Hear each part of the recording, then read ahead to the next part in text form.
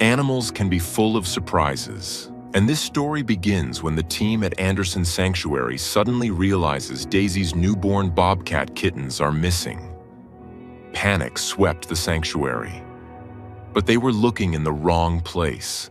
The tiny wild kittens are far too young to wander off.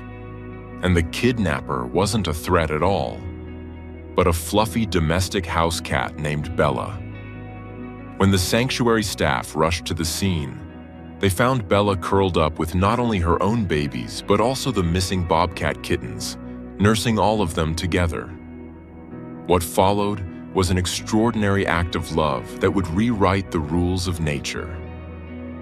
And when the Bobcats grew up, something even more astonishing happened. Before we start, hit the like button and make sure to subscribe if you haven't, and hit that notification bell so that you won't miss any new stories. The morning sun over the Anderson Sanctuary usually brought with it a chorus that only those who loved the wild could truly appreciate. Located in the rolling foothills of the Smoky Mountains, the sanctuary was a patchwork of dense hardwoods, murmuring creeks, and carefully constructed enclosures designed to be invisible to the outside world, but a fortress of safety for those within. Normally, the air was filled with the chitter of squirrels, the distant, mournful cry of a red-tailed hawk, and the rustling of leaves. But on this particular Tuesday in early April, the air hung heavy with a silence that felt unnatural, broken only by a sound that tore at the heart of everyone who worked there. The thin, desperate crying of the rejected. At the center of this crisis was Daisy. Daisy was a bobcat, a creature of tawny gold and shadow, with ear tufts that twitched like antennae and eyes the color of polished amber. She had come to the Anderson Sanctuary 2 years prior, found as a starving orphan juvenile near a farmer's cornfield in Ohio. She had been too comfortable with humans to be released back into the wild, a common tragedy in wildlife rehabilitation, but not tame enough to be a pet.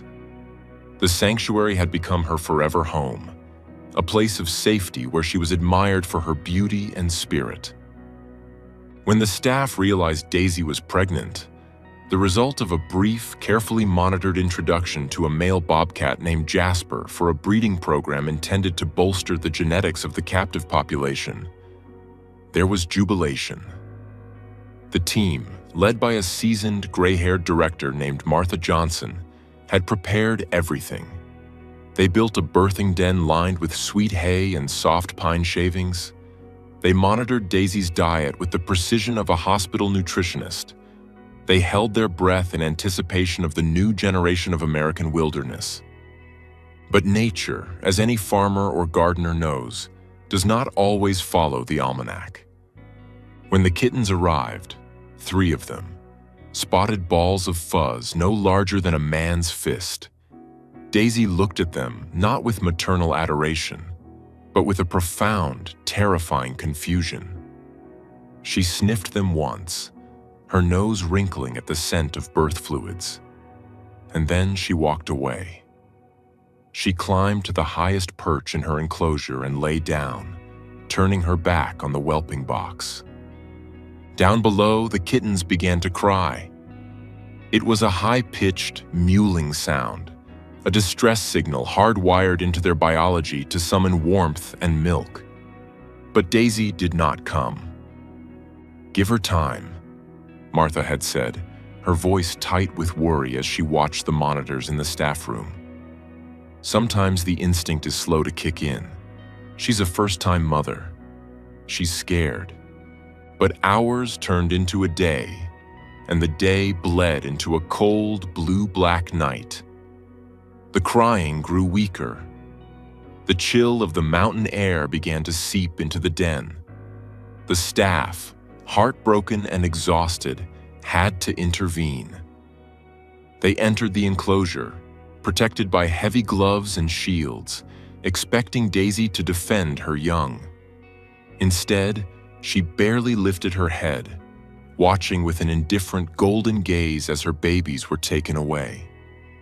The next few days were a blur of heartache inside the sanctuary's clinic. The kittens were placed in an incubator, a sterile plastic box that hummed with artificial heat. It was a poor substitute for the heartbeat of a mother. The staff took shifts, bleary-eyed and coffee-fueled, bottle-feeding the tiny bobcats every 2 hours. They used specialized formula, warmed to the exact temperature of a mother's body, but the kittens struggled. They were restless, their bellies often upset, their cries taking on a jagged, frantic quality. They missed the grooming, the rough tongue that stimulates circulation, the heavy, comforting weight of a parent. "They aren't thriving, Martha," said Dr. Evans, the sanctuary veterinarian, rubbing his temples one rainy afternoon. "They're eating, technically, but they're fading. It's failure to thrive. They need a mother." It was a grim diagnosis. Without a surrogate, these wild spirits were slowly flickering out. While this drama unfolded in the clinic, a very different story was playing out in the caretaker's cottage located just 50 yards away on the sanctuary grounds. The cottage belonged to Martha and her husband, Bill. And ruling the roost of that cottage was Bella. Bella was not wild. She was, by all accounts, the most domestic creature to ever walk the earth. A large, fluffy tabby with a chest of snowy white fur, she had been inherited from Mrs. Higgins, a beloved elderly donor in the nearby town who had passed away the previous winter. Mrs. Higgins had spoiled Bella rotten, but she had also loved her fiercely. When Bella arrived at the sanctuary, heavily pregnant herself, she carried with her the gentle, settled demeanor of a cat who had known only kindness. 2 weeks before Daisy's disastrous delivery, Bella had given birth to 4 healthy domestic kittens in a laundry basket lined with flannel sheets in the Johnsons' utility room.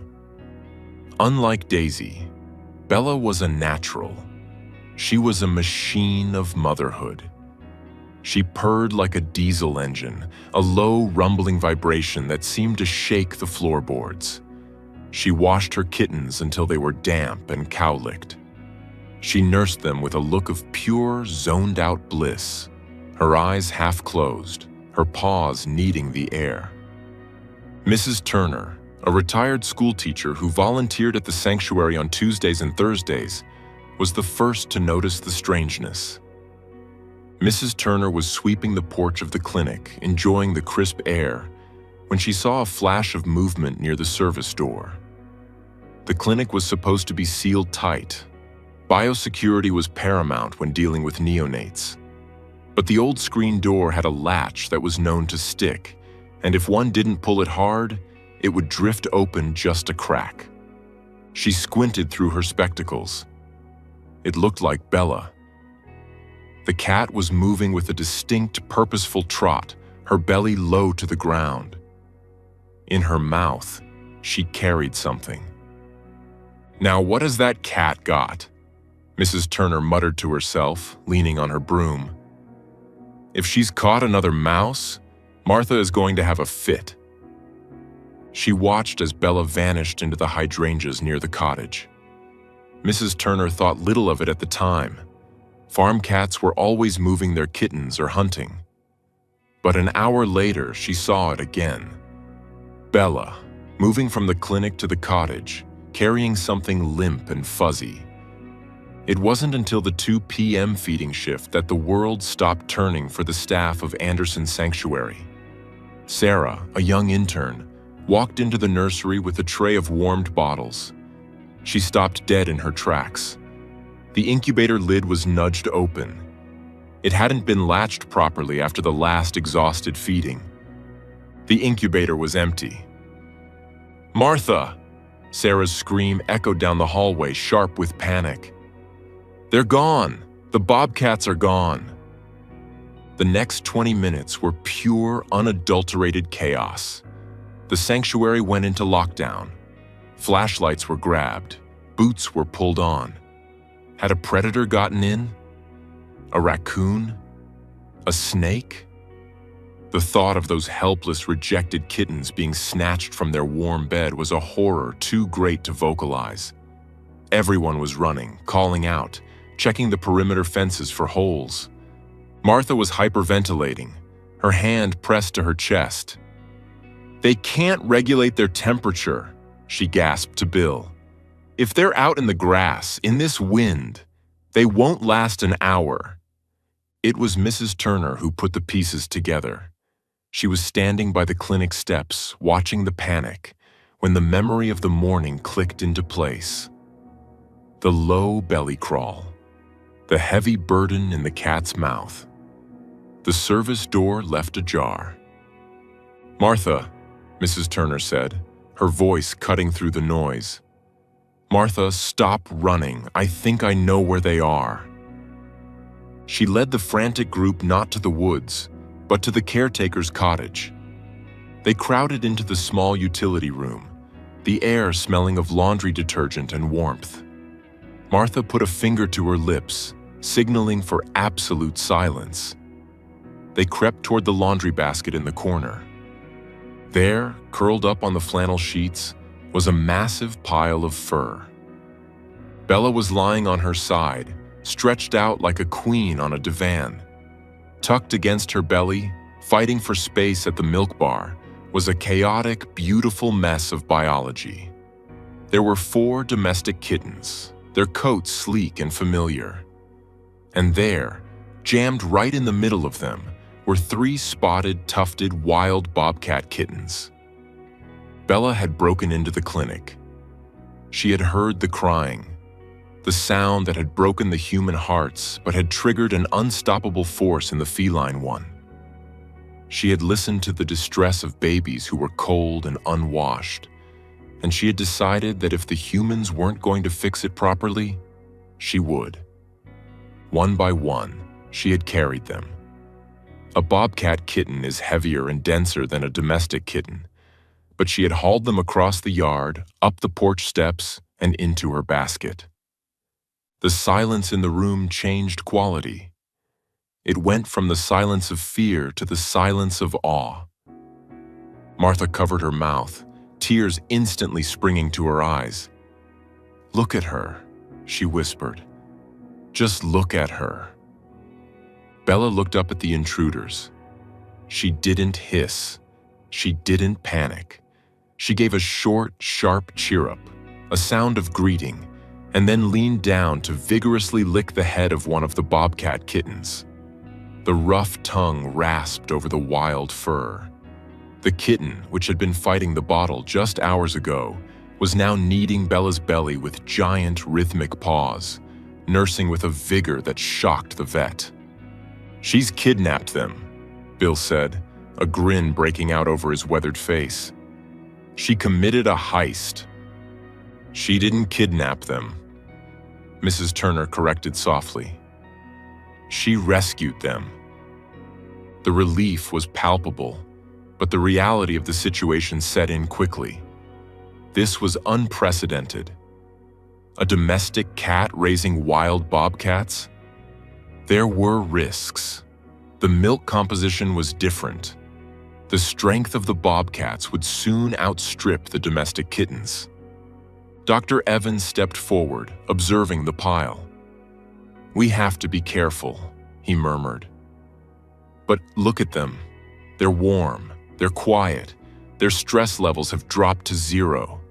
She's giving them something we can't bottle. Comfort." They decided to take a calculated risk. They would not separate them. Not yet. For the next few weeks, the laundry basket became the most interesting place in North America. The sanctuary staff moved the whole family into a larger, secure pen within the cottage to ensure Bella had room to escape if the nursing got too aggressive. They supplemented the bobcats with bottles, slipping the nipple into their mouths while they lay against Bella's fur, tricking them into getting the extra nutrients they needed while they thought they were nursing from mom. Bella didn't mind. She seemed to view the humans as helpful sous chefs in her kitchen of motherhood. She disciplined the bobcats just as she did her own. If a wild kitten bit too hard, She gave them a sharp bap on the head with a velvet paw. If they wandered too far, she grabbed them by the scruff, her small mouth barely fitting around their thick necks, and dragged them back. The most touching moments happened in the quiet of the evenings. Martha would often sit in the rocking chair by the pen, knitting, just watching. She saw the domestic kittens, agile and quick, climbing over their hulking foster siblings. The bobcats were clumsier, their paws huge and heavy like boxing gloves, their legs thick and sturdy. They would wrestle, a tumble of spots and stripes. When they slept, it was impossible to tell where the house cat ended and the wild cat began. They were just a singular entity of warmth. But what of Daisy? Daisy, the biological mother, remained in her enclosure. The staff had worried she was sick or depressed, but she seemed merely relieved. She returned to her solitary, elusive ways, climbing her trees and watching the birds. She was a wild animal who simply hadn't been ready to be a parent. It wasn't malice. It was nature. As the weeks turned into months, the differences in the litter became undeniable. The domestic kittens began to look like miniature cats, elegant and refined. The bobcats began to look like linebacker toddlers. They growled over their meat bowls. They didn't meow. They made strange, guttural clicks and rasps. Their play became rougher. Bella, the little tabby with the heart of a lioness, began to look small next to her adopted children. Yet, her authority never wavered. Even when the male bobcat kitten, whom they named Bear, grew larger than her, he would crumble into a submissive role if Bella gave him a stern look. She had imprinted on them a respect that no human handler could ever replicate. However, the sanctuary knew the clock was ticking. These were not pets. They were wild animals destined for a protected life, but a wild life nonetheless. The day came to move the bobcats to the outdoor kindergarten enclosure, a large fenced area with trees, tall grass, and climbing structures, situated right next to the main bobcat habitat. It was time for them to learn to be bobcats. Separating them from the domestic kittens was relatively easy. The domestic cats were ready for adoption and had families waiting in line for the famous siblings of bobcats. But separating them from Bella felt like a betrayal. "We can't put Bella in with them overnight," Dr. Evans said. "They're getting too strong. Playful aggression could hurt her." So they compromised.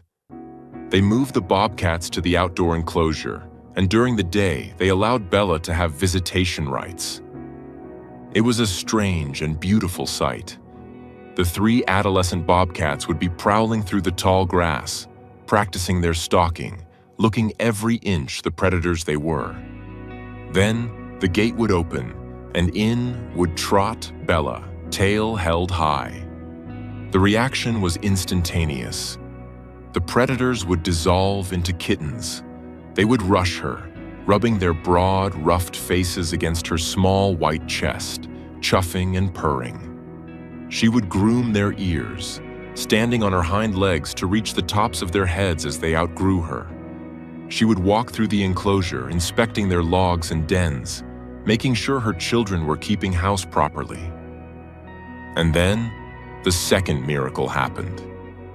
Daisy, the biological mother, was in the adjacent enclosure, separated only by a heavy wire mesh.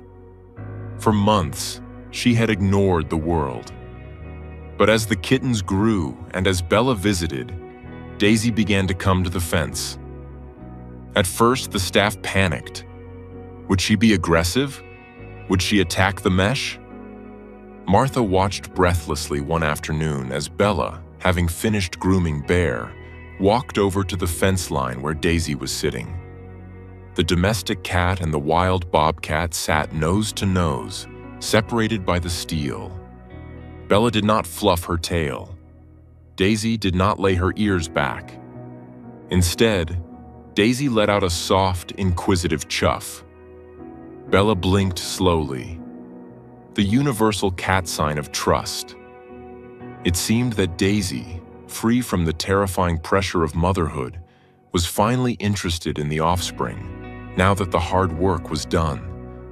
And she seemed fascinated by the small, strange creature that had done the job for her. Over the next year, the arrangement settled into a peaceful rhythm that became the heart of the Anderson sanctuary. The domestic kittens were living in lap luxury in homes across the county. The Bobcats, Bear, Shadow, and Luna, grew into magnificent, powerful adults. They were moved to a large, multi-acre habitat designed for permanent residence. Bella was officially retired from duties and lived as the queen of the sanctuary office.